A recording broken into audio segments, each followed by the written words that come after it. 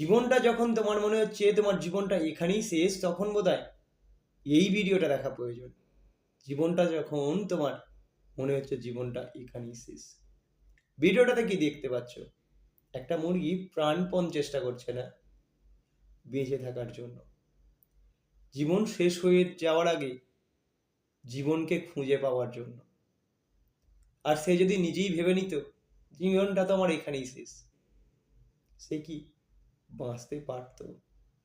ঘুরে দাঁড়াবার সময় তখনই আসে যখন তোমার থেকে জীবন সরে বসে।